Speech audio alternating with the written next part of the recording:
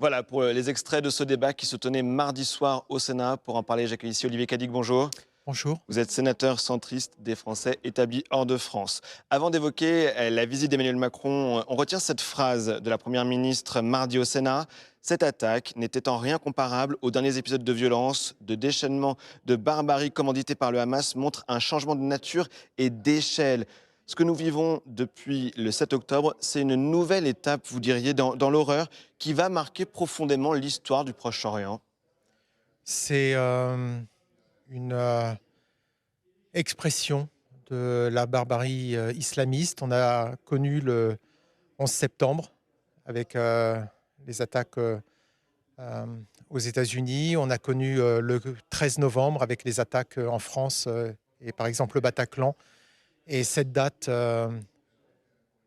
marquera cette histoire, démontre que effectivement le mouvement Hamas utilisait les mêmes techniques barbares, euh, commet, je dirais, l'innommable.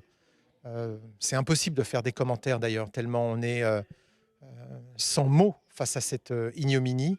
Et donc effectivement, le Hamas a passé une ligne rouge qui fait qu'il ne pourra plus y avoir de discussion possible. Et c'est ce qui, justement, montre ce qu'est une organisation terroriste islamiste. Ça n'est pas la première.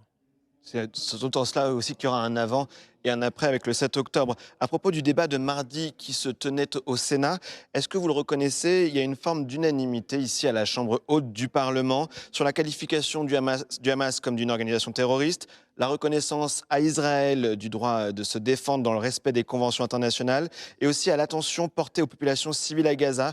Pas de polémique au Sénat, contrairement à l'Assemblée nationale, vous le reconnaissez? Oui, il y avait une gravité dans le débat au Sénat. Euh, vous savez, il y a des choses qui nous rassemblent. Il peut y avoir des choses qui nous séparent, mais il y a une humanité au Sénat qui est en partage. Et, euh, et c'est là, c'est dans ces moments-là qu'on le voit. Notre pays doit être uni. Quand nous-mêmes, nous avons été confrontés aux attentats, nous y avons répondu de façon unie. Et chacun a bien compris que ce qu'il se passait en Israël, comme ce qu'il s'était passé le 11 septembre, dans un autre pays, faisait que quelque part, cela pouvait nous toucher exactement de la même manière. Et c'est pour ça que je suis vraiment fier de siéger au Sénat. Je suis fier de l'image qu'a donnée le Sénat lors de ce débat. Venons-en à la visite du chef de l'État. Depuis mardi, il est passé en Israël, en Cisjordanie, en Jordanie aussi, en Égypte. Que dire du bilan de ce déplacement? Le président de la République a attendu pour se rendre au prochain. C'était une bonne approche afin aussi d'avoir davantage de sujets à aborder qu'au lendemain des attaques. C'était une bonne stratégie d'attendre 15 jours. Alors ça, c'est pas une stratégie, on va dire c'est plutôt une tactique. Je pense que le président de la République a su, dans d'autres occasions, agir très vite, être le premier. Au Liban, par exemple, Au après Liban, l'explosion dans nous le l'avons port vu de aussi Beyrouth. pour essayer de tenter d'empêcher, de dissuader le président Poutine d'attaquer l'Ukraine. Malheureusement, ça n'a pas réussi, mais il sait faire. Il sait être le premier à réagir. Et j'ai compris que aller très vite en Israël, c'était effectivement, ça aurait été partagé notre solidarité, notre peine, notre douleur avec le peuple israélien.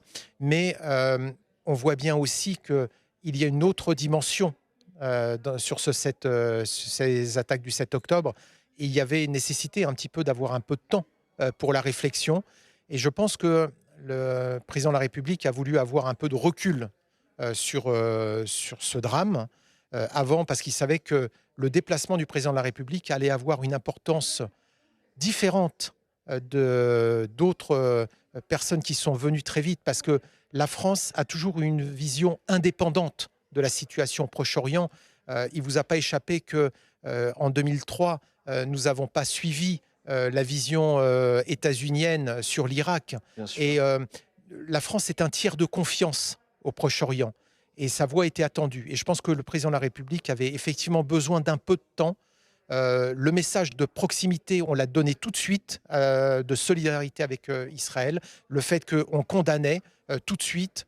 Euh, Maintenant, effectivement, il a pris un peu de temps et ça lui a permis de faire une annonce. Justement, que dire de cette proposition? C'est ma dernière question. Une coalition internationale pour lutter contre le Hamas proposée par le chef de l'État. Selon son entourage, il s'agirait de créer une nouvelle coalition ou d'étendre au combat contre le Hamas, celle qui existe depuis 2014 pour lutter contre le groupe État islamique en Syrie ou en Irak, à laquelle participent la France et les pays arabes. Que pensez-vous de cette proposition? Alors, je pense que c'est une proposition très audacieuse et qui démontre encore que la France a une voix indépendante et vient avec des solutions nouvelles. Euh, c'est, euh, j'ai expliqué à la tribune que, effectivement, après Al-Qaïda, après l'État islamique, Hamas s'inscrit dans la même tendance. C'est pas simplement le fait de se débarrasser d'Israël de la carte au Proche-Orient.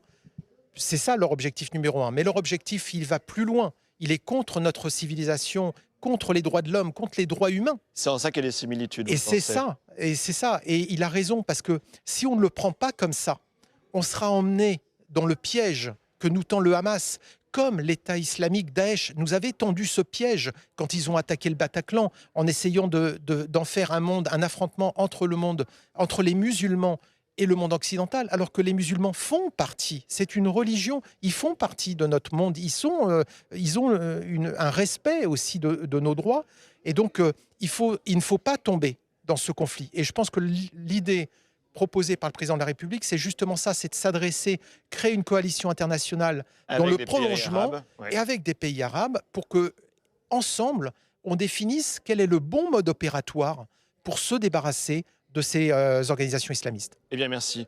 Merci, Olivier Cadic, pour cette réaction au micro de Public Sénat. Merci. Merci.